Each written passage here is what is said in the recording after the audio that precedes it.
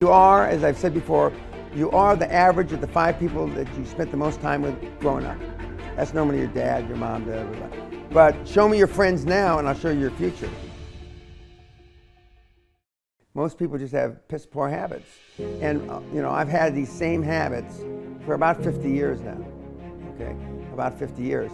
And I don't even think about it. I mean, it's just like brushing my teeth, taking a shower. I just do it.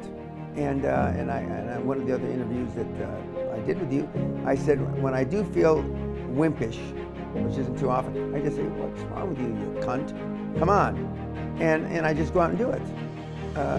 And I do that about my entire life, everything about it. And I know that if I hadn't built up these habits 20, 30 years ago, at age 70, I certainly wouldn't be doing this. Because I haven't had to work in a long time, since my middle 30s. So half my life, I've had the wherewithal to not have to work. And a lot of people, a lot of reelers, ask me, how do you get up in the morning? What motivates you to get up in the morning? One of my goals for this year was to go to the gym twice a day. Not once a day, twice a day. And of course, I don't go to a gym. I have gyms in my home. So I got to walk 50 feet or 50 yards or something. So it's not like I got to get in a car.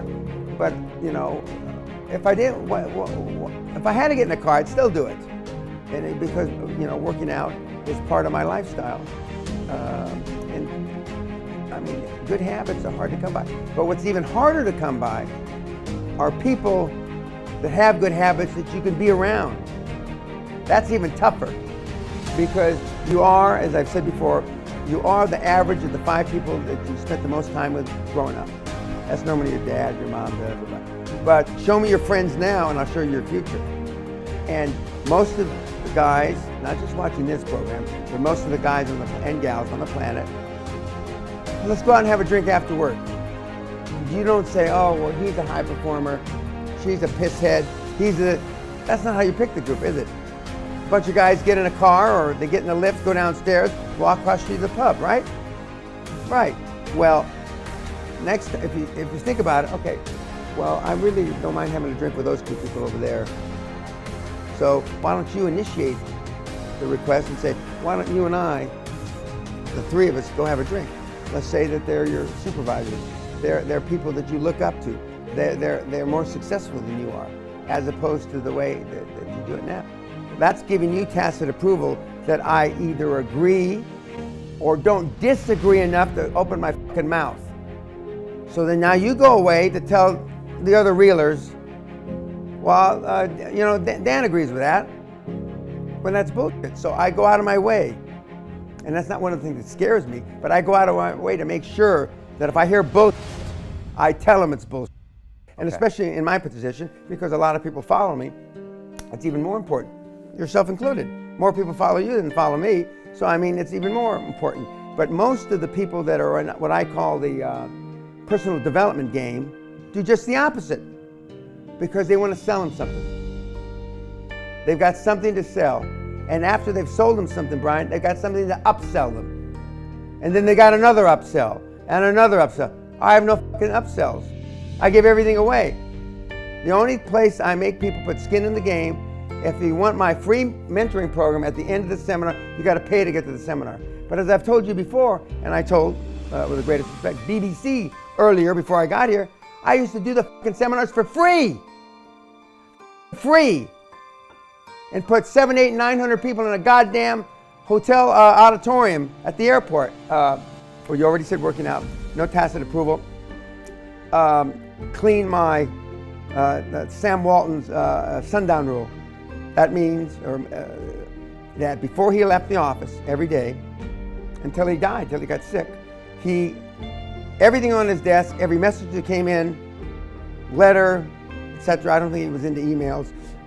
He answered. If nothing more, he had one of his assistants, same as I do, get back and say, Brian, Mr. Pena saw your message, and he'll get back to you by the day after tomorrow.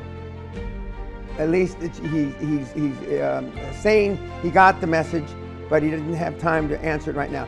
So I clear my desk, Sam Walton's sundown rule, every day. And some days, I normally go to sleep between 11:30 and 12.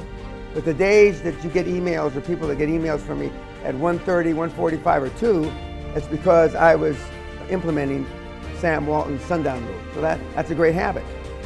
In that line, I can't begin to tell you how many times I get through one of my 3 assistants, or personally, I couldn't believe how quickly he got back to me.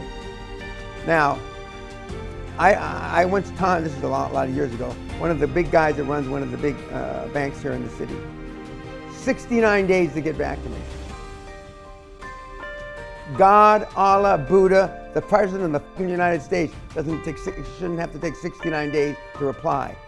And it was a yes or no. It wasn't some thing he had to think through. I jumped on that cocksucker. I remember Sally and I took him out to dinner. It took me another 4 or 5 months to get a dinner, and all I did was give him a bollocking. The whole fucking time. I busted his balls. He said he wanted to bring 2 or 3 people with him. Fine. Why do you want that? And he said, because it'll be a learning experience for them. He didn't really know how much of a learning experience. And I said, I'm going to be myself, so-and-so. So you can bring as many as you want. And I ripped him a new fucking rectum. And those people around him had never seen him respond or not respond to getting a bollocking. Does everybody understand bollocking? A ball busting. And Sally just, my right leg was all black and blue because that was Sally kicking me under the table. And she says, Dan, and then I got up before dinner and made him pay. I got up, normally that's not how I do it, but Sally, we got to go. Well, the check's not here, so he'll take care of it, don't worry. He brought 3 of his stooges anyway.